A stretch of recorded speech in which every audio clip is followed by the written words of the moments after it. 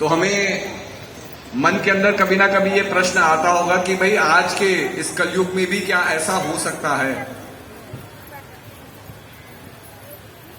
तो मैं आपको एक कहानी सुनाऊंगा एक भक्त की,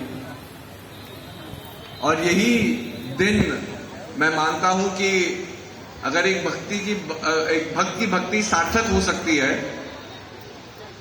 तो ये ही दिन है उस रिलेशनशिप को सेलिब्रेट करने का, उस नाते की महत्वता को दर्शाने का। आज से करीब 10-11 साल पहले हम लोग प्रचार के लिए विदेश जाया करते थे और धीरे धीरे वहां न्यू जर्सी पहुंचे और बहुत समय बाद हमारा वहां जाना हुआ था। गुरु महाराज जी भी काफी उथल पुथल हो रही थी, लेकिन गुरु महाराज जी ने कहा कि भाई सत्संग करो, सत्संग से जिसका भी विश्वास, जिसका भी प्रेम गुरु महाराज जी के प्रति है, वो व्यक्ति अपने घर वापस ही लौटेगा और कहीं नहीं जाएगा।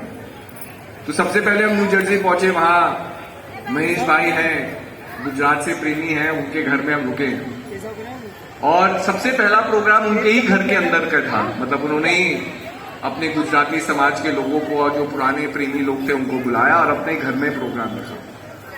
तो हम सवेरे जिस दिन कार्यक्रम था उठे और नीचे आए नाश्ता करने के लिए, तो एक महिला हमें वहां बैठी हुई दिखाई दी। तो भाई जी ने कहा कि ये प्रेमी हैं और भूटान के जो रेफ्यूजीज हैं उनको अमेरिका ने यहां विस्थापन किया है और उसमें से ये प्रेमी वहीं से नेपाल के बॉर्डर से, भूटान और नेपाल के बॉर्डर से यहां ये आई है।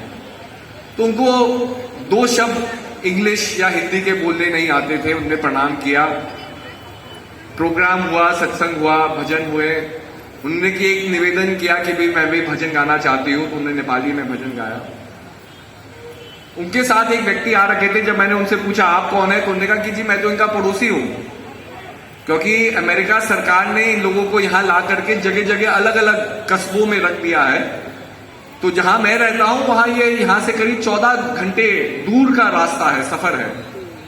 और इन्होंने जैसे ही ये पता चला कि आप आ रहे हैं, इन्होंने निवेदन किया कि किसी भी तरह से, क्योंकि उनको तो गाड़ी चलानी आती नहीं थी, आदमी रेफ्यूजी कैंप से सीधा अमेरिका पहुंच गया। अमेरिका की जो चकाचौंध है उसे देख करके आदमी वैसे ही थोड़ा डर जाए, लेकिन महिला होने के कारण गाड़ी ना चलाना, एक शब्द अंग्रेजी का ना जानना, लेकिन मन में एक संकल्प था कि प्रोग्राम है, मुझे प्रोग्राम में जाना है। हम लोग छोटी छोटी बहाने ढूंढ लेते हैं दरबार से परे होने के लिए। पहले ही हम लोग छोटे थे तो कितने बच्चे आकर के दरबार में खेला करते थे, श्वेत जी और हम लोग। रातों रात बीत जाती थी, मतलब हम खेलते ही रहते थे, कभी कबड्डी खेल रहे हैं, कभी खो खो खेल रहे हैं। आज वही लोग जिनके बच्चे हो गए हैं, लेकिन अपने बच्चों को भी दरबार में लाना एक बड़ा मुश्किल, जोखिम का काम होता है, क्योंकि घर में पापा मम्मी कहेंगे हम सत्संग में जा रहे हैं, तो बच्चे पहले ही अपना प्रोग्राम कहीं और का सेट कर लेंगे। तो ये इस तरह से समय बदल जाता है। लेकिन अगर दृढ़ निश्चय हो, अगर दृढ़ संकल्प हो, तो हर चीज संभव है। यहां ये व्यक्ति गाड़ी नहीं जाना चाहती, लेकिन निवेदन